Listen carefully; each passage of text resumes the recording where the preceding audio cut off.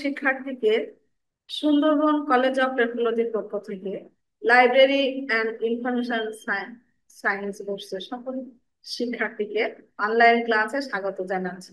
আশা করি যে যেখানে আছেন সুস্থ আছেন, ভালো আছেন। সুপ্রিয় শিক্ষার্থীবৃন্দ, আজকে আমরা পিছনে ফিরে যাব। পিছনে বলতে আসলে আমরা কিন্তু এই লাইব্রেরি অ্যান্ড ইনফরমেশন উপরে কোর্সের উপরে আমরা কি করতে এসেছি, ডিপ্লোমা করতে এসেছি। আমাদের উদ্দেশ্য কিন্তু সার্ভিসের যোগদান করা, তাই তো? তা এই যে লাইব্রেরিতে, এই লাইব্রেরি অ্যান্ড ইনফরমেশন সায়েন্সের নাম দিয়ে আমরা বুঝতে পারছি যে এর সাথে লাইব্রেরি ওতপ্রোতভাবে জড়িত, এবং এর কার্যক্রমটাই আমরা লাইব্রেরিকে নিয়েই করে থাকি। আর সেই উদ্দেশ্যে কিন্তু এর যাত্রা। তা প্রথমেই আমাদেরকে ভালোভাবে জানতে হবে যে লাইব্রেরি কিভাবে তার কার্যক্রম পরিচালনা করে। যেহেতু আপনারা সবাই এই সাবজেক্ট শেষে লাইব্রেরিতে যোগদান করবেন, তার কার্যক্রম পরিচালনা করবেন, সেজন্যে এই লাইব্রেরি কিভাবে তার কার্যক্রম পরিচালনা করে বা কি লাইব্রেরিতে কিভাবে কার্যক্রম পরিচালনা করতে হয় সে সম্পর্কে কিন্তু আমাদের একটা সার্বিক ধারণা থাকা প্রয়োজন। এই জন্য বলছি, যারা লাইনে আছেন এবং আমার কথা শুনছেন, তারা কিন্তু অবশ্যই এই বিষয়টা খুবই গুরুত্বের সাথে মানে পড়বেন বা শুনবেন। প্রথমেই কিন্তু আমাদের আসলে ধারণা থাকতে হবে লাইব্রেরি কি। লাইব্রেরির কার্যক্রম পরিচালনা করতে হলে লাইব্রেরিতে নিশ্চয়ই অনেক কিছু বিভাগ থাকে। সেই বিভাগ সম্পর্কে আজকে আমরা আলোচনা করব। তা সুপ্রিয় শিক্ষার্থীবৃন্দ, লাইনে আছেন সিমি, রিফাত।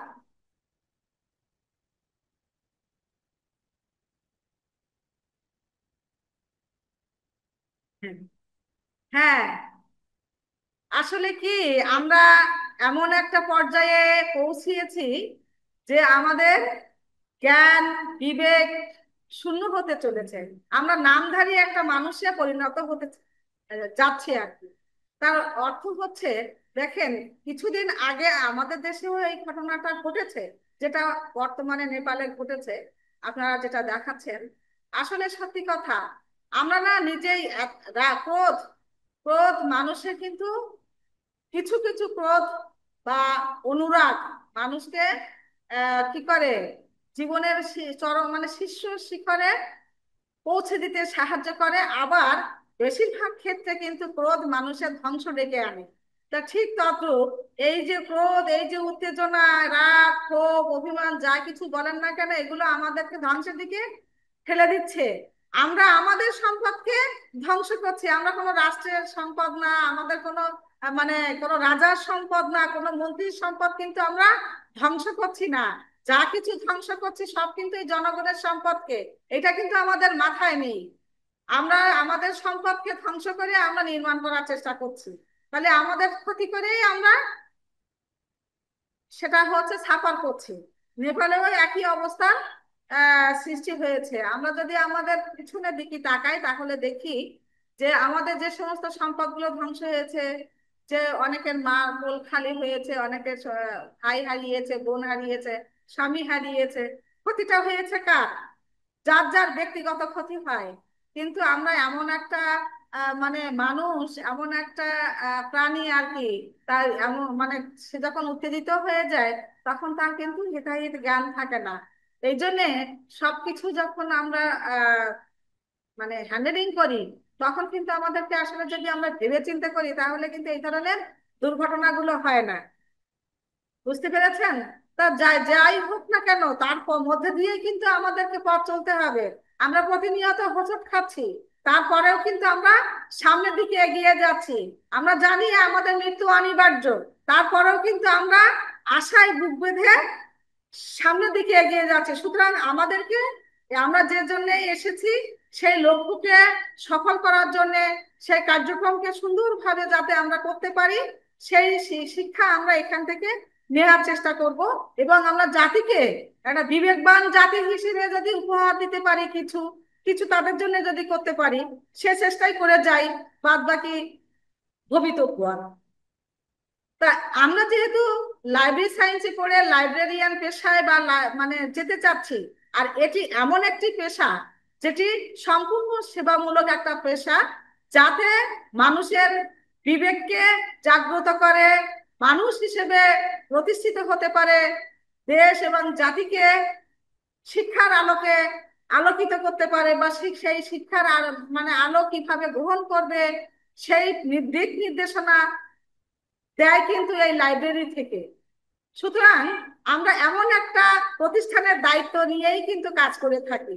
সেজন্য আমি পড়াবো যেহেতু সেখানেও কিন্তু আছে যে এই প্রতিষ্ঠানে চাকরি করতে হলে যে লাইব্রেরিয়ান বা কর্মকর্তা ইনি দায়িত্ব নেবেন, তাকে কিন্তু অসীম ধৈর্যের অধিকারী হতে হয়, জ্ঞানী হতে হয়, তার অনেক কর্মদক্ষতা থাকতে হয়।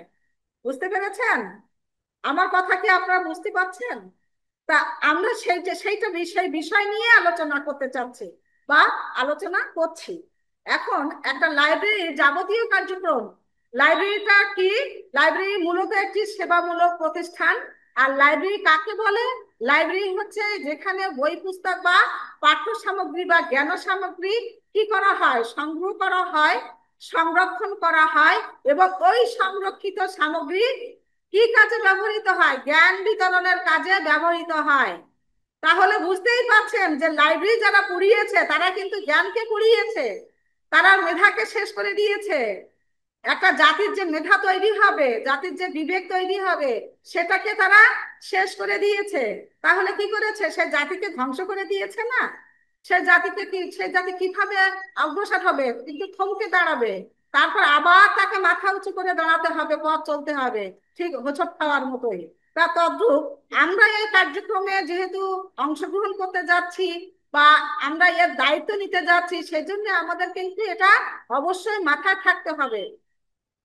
এই কার্যক্রম, এই যে লাইব্রেরির যে কার্যক্রম, এই যে এই যে যে উদ্দেশ্যে এটা প্রতিষ্ঠিত হয়েছে, সেবা দানের জন্য, সেই লক্ষ্যকে সামনে রেখে এর কার্যক্রম পরিচালনার জন্য 6টি বিভাগ আছে।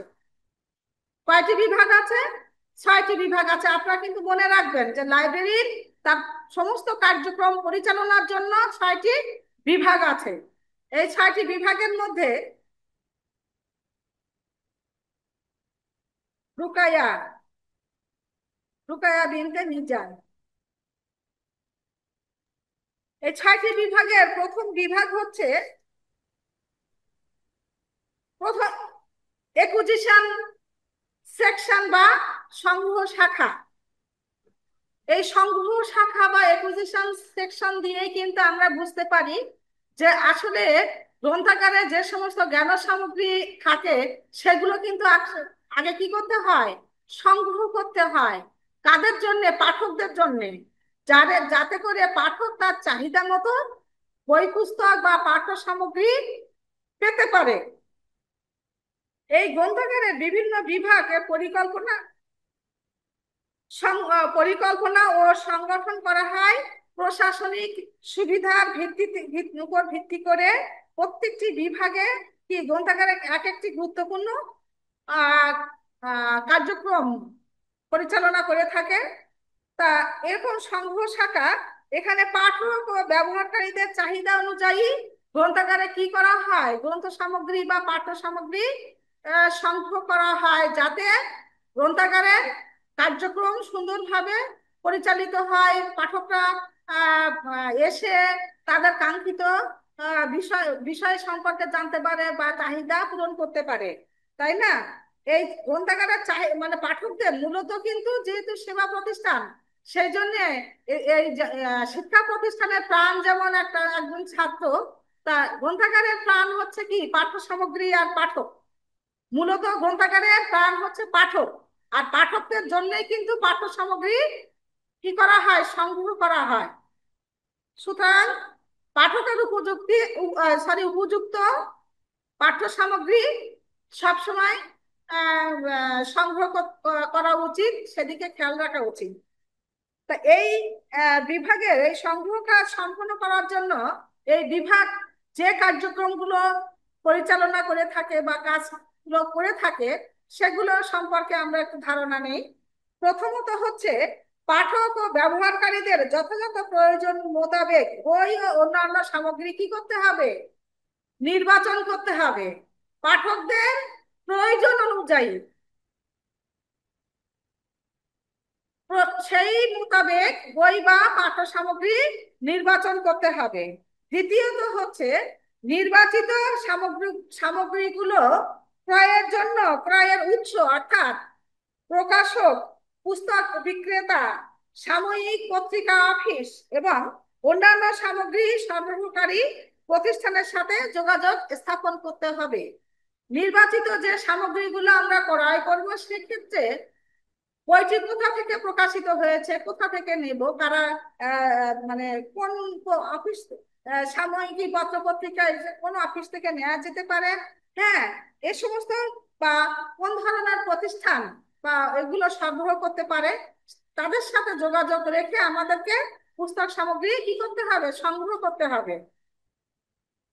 3 নম্বর হচ্ছে নির্বাচিত গ্রন্থের তালিকা প্রস্তুত করতে হবে এবং সরবরাহকারীর সঙ্গে শর্তাবলী, তার যারা পুস্তক দেয় অর্থাৎ যখন বৃহৎ আকারে কোনো কিছু ক্রয় করা হয় তখন কিন্তু এজেন্টদের সাথে যোগাযোগ করা হয় এবং তাদের যে শর্ত আছে সেই শর্ত নির্ধারিত হয়ে গেলে তারা অর্ডার পেশ করে।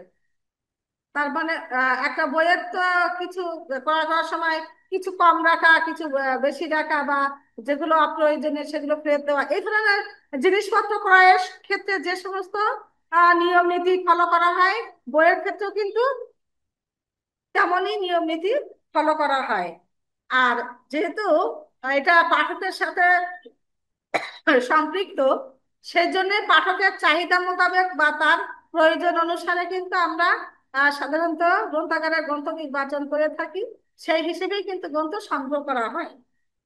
তারপরে কি, যেটা অর্ডার করা হয় সে অর্ডার মোতাবেক গ্রন্থাগারে গ্রন্থ এসেছে কিনা সেটাও কিন্তু আমাদেরকে পরীক্ষা করে বা যাচাই বাছাই করে দেখতে হয় যে আমরা যেটা চাহিদা দিয়েছি সেই চাহিদা মোতাবেক আমাদের বই এসেছে, তারা সরবরাহ করেছে কিনা সেটা কিন্তু দেখতে হবে। এবং যথাযথ নিবন্ধনভুক্ত করা বা অ্যাকসেশন করা, এটাও কিন্তু এই বিভাগেরই অংশ। অ্যাকসেশন রেজিস্টারে আর যে বইগুলো আমাদের ক্রয় করা হয় বা সংগ্রহ করা হয় সে বইগুলো অবশ্যই যখন লাইব্রেরিতে আসবে তখন লাইব্রেরিতে কিন্তু এটা অ্যাকসেশন রেজিস্টারের বা নিবন্ধন বইয়ের কিন্তু এর এন্ট্রি করে নিতে হয়। তারপরে গ্রন্থাগারের দ্বিতীয় কাজ হচ্ছে, তাহলে প্রথম কাজ কি? অ্যাকুইজিশন করা বা সংগ্রহ করা। দ্বিতীয়ত হচ্ছে প্রসেসিং করা। তা প্রসেসিং করাটা মানে এর বিভাগটা হচ্ছে প্রসেসিং সেকশন। একটা হলো অ্যাকুইজিশন সেকশন। অ্যাকুইজিশন সেকশনের কাজ হচ্ছে সংগ্রহ করা, সেই সম্পর্কিত কার্যাবলী সম্পাদন করা।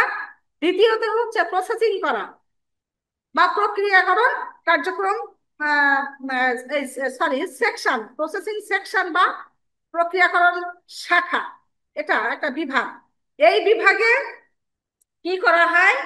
এখানে বই সংগ্রহের পর এখানে বইগুলো প্লেস করার জন্য কিছু নিয়ম অনুসরণ করা হয়। দেখবেন আপনারা যখন লাইব্রেরিতে বই পড়তে যান এবং আপনার চাহিদা মতো বইটা যখন আপনি লাইব্রেরিতে দায়িত্বরত যে সমস্ত ব্যক্তি থাকেন বা কর্মকর্তা কর্মচারী থাকেন তাদের কাছে যখন বলেন, তারা যখন বইটা ডেলিভারি দেয় বা আপনাকে দেয়, সেখানে দেখবেন বইয়ের পুটে একটা নাম্বার দেওয়া থাকে বা বইয়ের ভিতরে নাম্বার দেওয়া থাকে।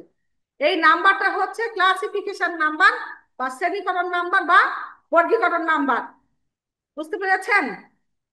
যে নাম্বারটা দেখে আপনি বড় বড় লাইব্রেরিতে একটা কল নাম্বার দেওয়া হয়, কল নাম্বার মানে ডাক সংখ্যা, বইয়ের নাম, ওই নাম্বার অনুযায়ী যে রাইটারের বই চাইবেন সেই নাম্বার, বইয়ের শিরোনাম এবং লেখকের নাম এবং ওই নাম্বার দিয়ে যদি একটা স্লিপ তাদেরকে ধরিয়ে দেওয়া হয়, তাহলে তারা আহ, খুব দ্রুততার সাথে সেই বইটা এনে দিতে পারে। এই যে নাম্বার, এই নাম্বারটাই কিন্তু আপনাদের শ্রেণীকরণ নাম্বার, বর্গীকরণ নাম্বার বা ক্লাসিফিকেশন নাম্বার। এই ক্লাসিফিকেশনের বাংলা অর্থ কিন্তু শ্রেণীকরণ বা বর্গীকরণ। এখন এই ক্লাসিফিকেশন বা বর্গীকরণ করার পরে প্রতিটি গ্রন্থকে এককভাবে চিহ্নিত করা এবং সূচীকরণ করা হয়। বিশ্বে আমি আগের ক্লাসগুলোতে কিন্তু বলেছি যে যত জ্ঞান ভান্ডার আছে, প্রত্যেকটা জ্ঞান ভান্ডার অর্থাৎ বই পুস্তক যা কিছু আছে, সবকিছুর জন্য কিন্তু একটা নাম্বার নির্ধারিত থাকে। প্রত্যেকটা বইয়ে দেখবেন আইএসবিএন বলে একটা নাম্বার দেয়া থাকে।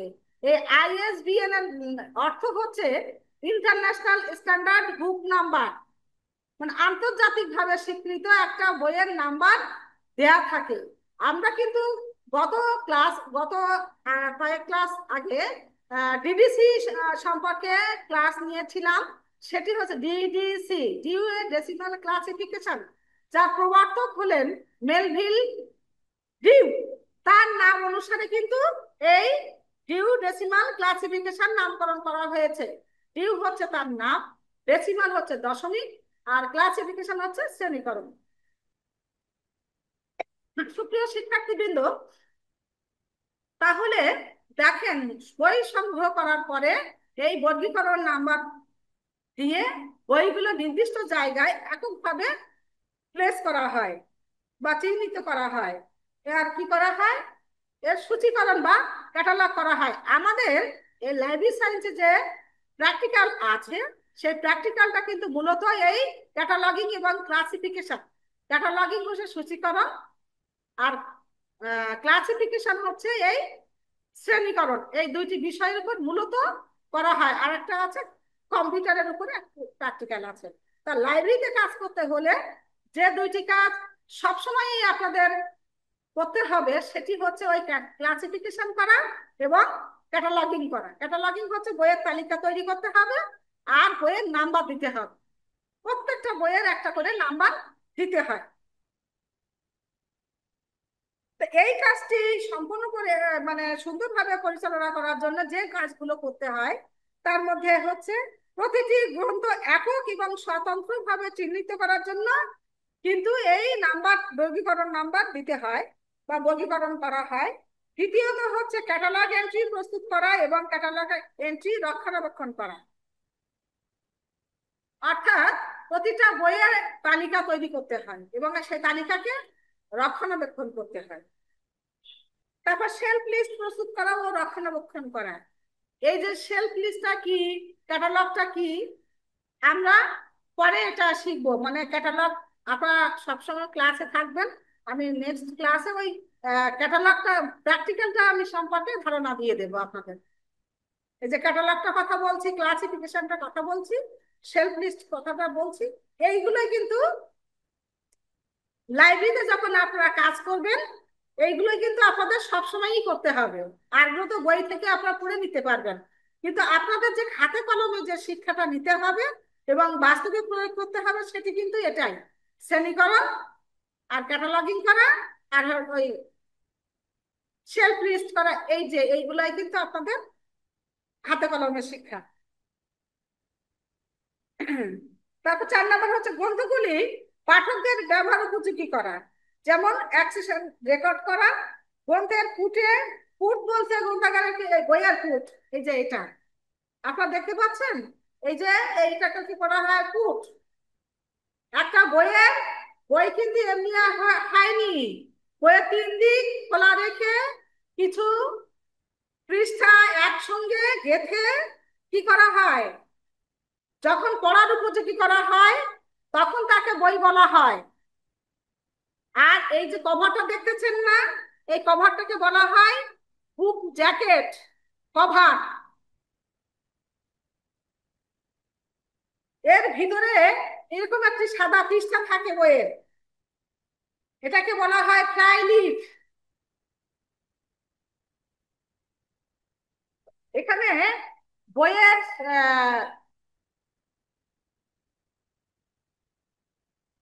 বই কয়টি ভাগে ভাগ করা হয়, সেই অংশে এটা আলোচনা রয়েছে, বই সম্পর্কিত যে আলোচনা সেটা।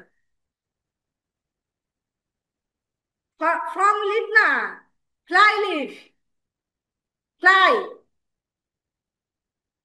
এটা একটা ব্ল্যাঙ্ক পেপার, সাদা কাগজ, এই জন্য এটাকে ফ্লাই লিভ বলা হয়, পাতা, লিভ পাতা, ফ্লাই।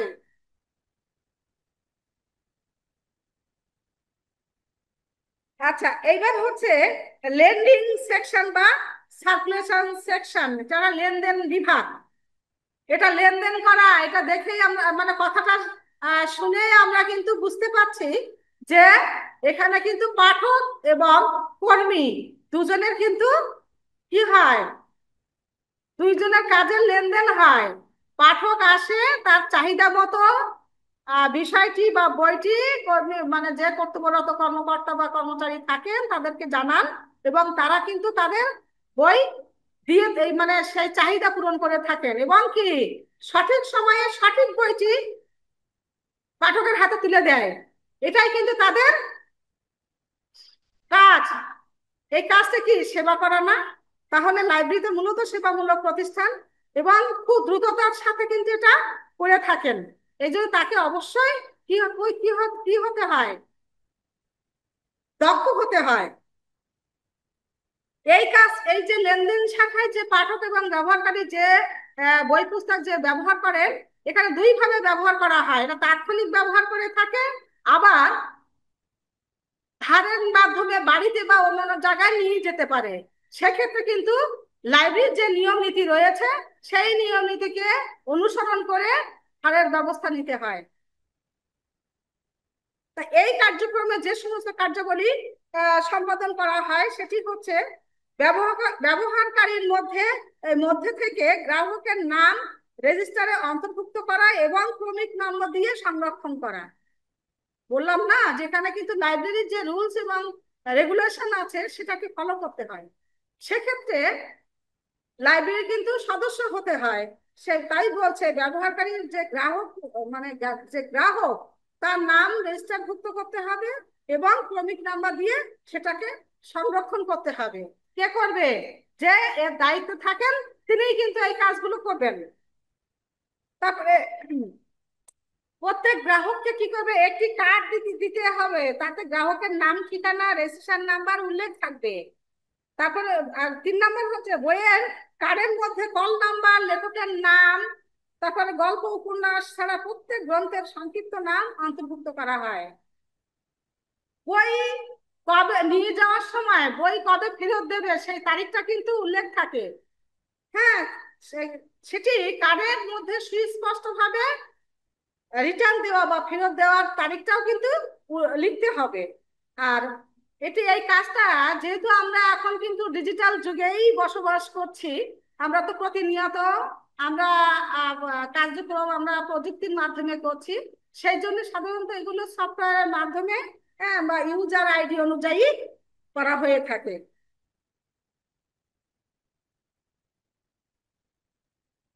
এইবার হচ্ছে 4 নম্বর সেকশন, সেটা হলো রেফারেন্স সেকশন বা reference and information service section বা আকার ও তথ্য সেবা শাখা। আমি কিন্তু গত ক্লাসে এ নিয়ে ডিটেলস আলোচনা করেছি। রেফারেন্স শাখা এটা লাইব্রেরি কিন্তু খুবই গুরুত্বপূর্ণ একটি শাখা। এখানে কিন্তু পাঠকরা যারা আসেন তারা কিন্তু বই সম্পূর্ণ পড়ার জন্য আসেন না, তাদের প্রয়োজন অনুযায়ী তাদের তাৎক্ষণিক যে সেবাটা নেওয়ার জন্য কিন্তু এই সেকশনে আসেন। সাধারণত দেখা যায় সাধারণ পাঠকও আসেন, এবং বেশি যারা যারা আসেন তারা হচ্ছেন গবেষক বা সরি ওই গবেষকরাই বেশিরভাগ এই কাজের সাথে জড়িত। দেখা যাচ্ছে যে আপনি একটা বিষয় নিয়ে জানতে চাচ্ছেন, সেক্ষেত্রে আপনি ডিটেলস জানতে পারছেন না, তাই এই এই সেকশনে যেয়ে তার সহযোগিতা নিতে চাচ্ছেন, সেই ক্ষেত্রে কিন্তু এই সেকশন তার সম্পূর্ণ সহযোগিতা দিতে পারে, বা সহযোগিতা কোথায় পাওয়া যাবে সে সম্পর্কে তথ্য দিতে পারে। এই জন্য এই এখানে যে কর্মকর্তা থাকেন তাকে কিন্তু অনেক জ্ঞানের অধিকারী হতে হয়, অনেক দক্ষ মানে দক্ষ হতে হয়, এবং আগেই বলেছি।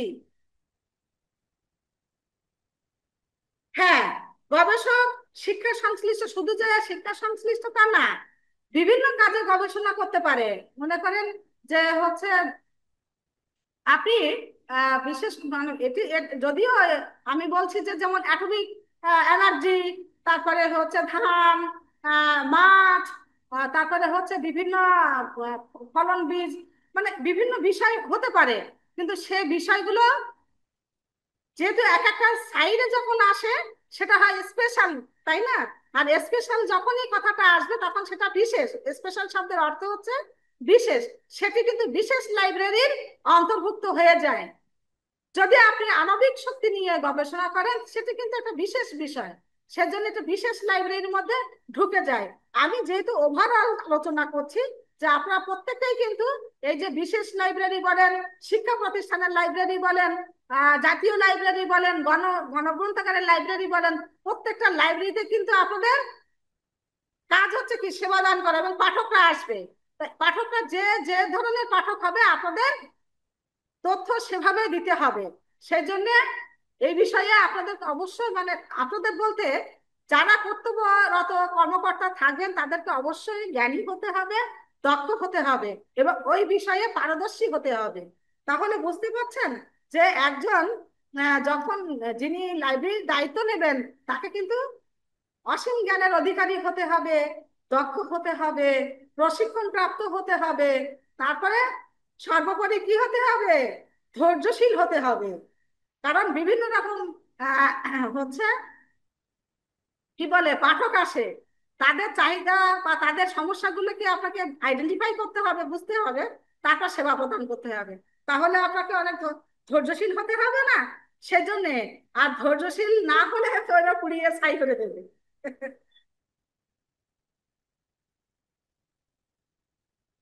তা এই বিভাগে কাজ করতে গেলে কি করতে হবে? প্রতিটি পাঠক এবং ব্যবহারকারীর ব্যক্তিগত প্রয়োজন অনুযায়ী বিশেষভাবে পরিকল্পিত ব্যক্তিগত সহায়তা প্রদান করতে হবে।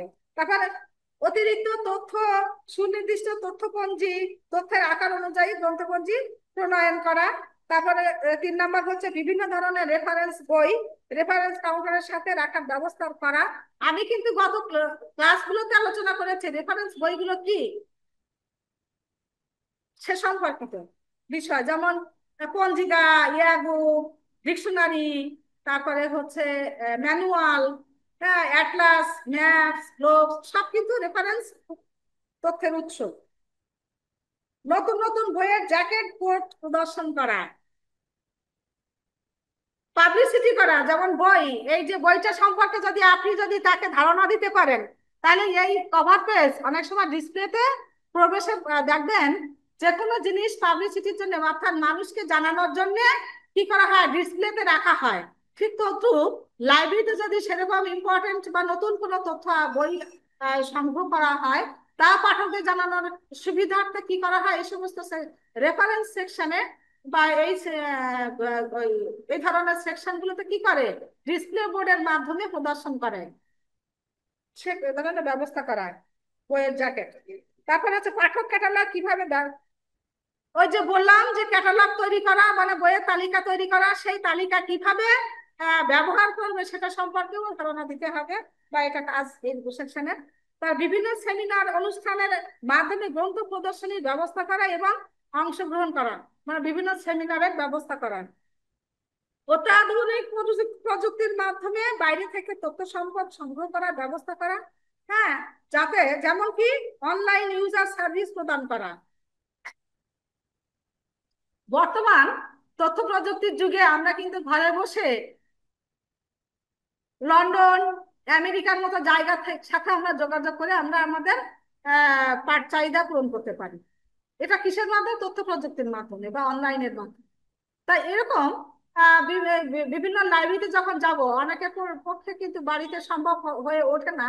যারা লাইব্রেরি যান বা লাইব্রেরি যেতে পছন্দ করেন, সেখানে যে এই অনলাইন সেবার মাধ্যমে কিন্তু তাদের চাহিদা পূরণ করতে পারে। 5 নম্বর সেকশন হচ্ছে, তাহলে প্রথম আমরা কি বললাম, একুজিশন সেকশন বা সংগ্রহ শাখা। আহ হয়ে গেছে। সুপ্রিয় শিক্ষার্থীবৃন্দ, নেক্সট নেক্সট ক্লাসে বাকি অংশ আলোচনা করব। আজ এ পর্যন্ত, যে যেখানে আছেন সুস্থ